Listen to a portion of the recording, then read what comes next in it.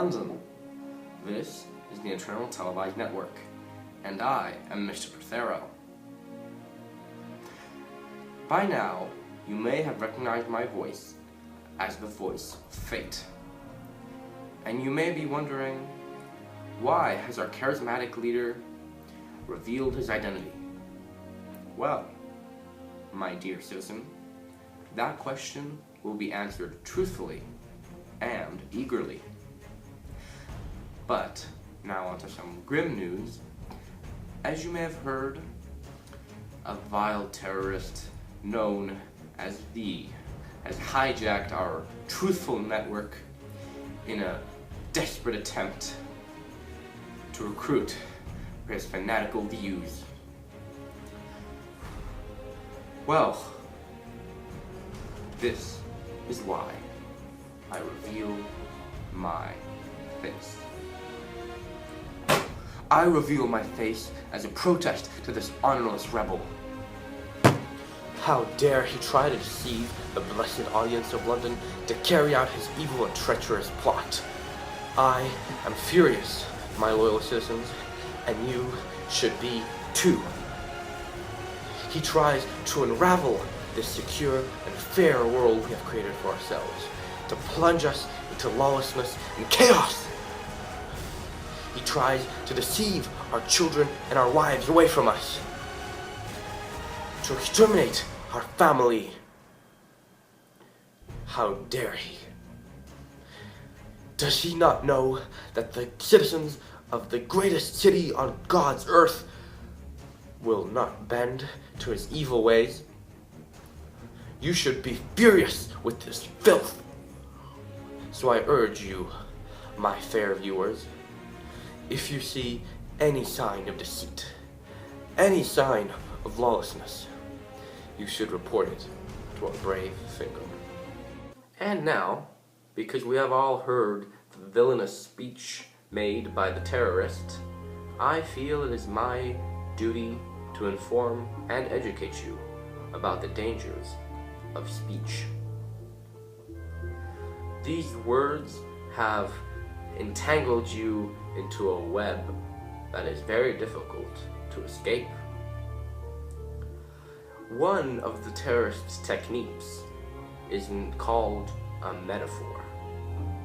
This metaphor was the company that he had illusioned so that he could condense the issue so that all citizens may understand. This metaphor was used to illustrate the wrong state of our country. And you must never fall prey to it again.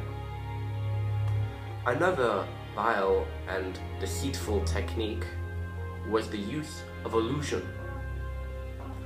Although it may be conceived that the man was firing an employee, he was actually firing England. This was used to try and underline the issues that we so hypothetically face. But it is not so. For our country is not violent, is not racist. We are a peace-loving, freedom-loving country. Now, another vile technique which enrages me is the use of anecdotes. He has used little stories within his own metaphor to try and convey other meanings, other aspects of our country which he is disillusioned with. He does not know what our country is truly about. So, please, my citizens, heed these words so you may never, ever be deceived again. Thank you. And we are back with the continued coverage of the deceitful speech that has recently plagued our screens. Today, we will be discussing the technique known as parallel structure. In his speech, you may have heard and seen that he has used this parallel structure to categorize and structure, as one would say, his hateful ideas. Not only that, he has used this in an attempt to blame you. That's correct, my fair viewer. He is trying to blame his wrongful analysis of this state on you. He does not claim responsibility. He only wants fanatics to be enraged with somebody, not themselves, with you. Now, you may have seen that this terrorist is not a savior, is not a revolutionary. He is a snake. A snake that wants to deceive. A snake which uses illusion, allegory, structure, and anecdotes in an attempt to coerce your attention. Now,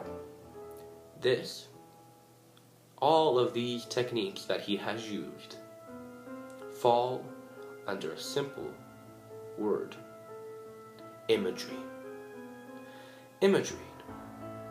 He wants to grab your attention by using imagery. And his speech is all that it is: imagery. He simply weaves a story that will grab the attention of anybody who will listen. It is not your fault, followers. He has used this imagery quite successfully, but it is still imagery.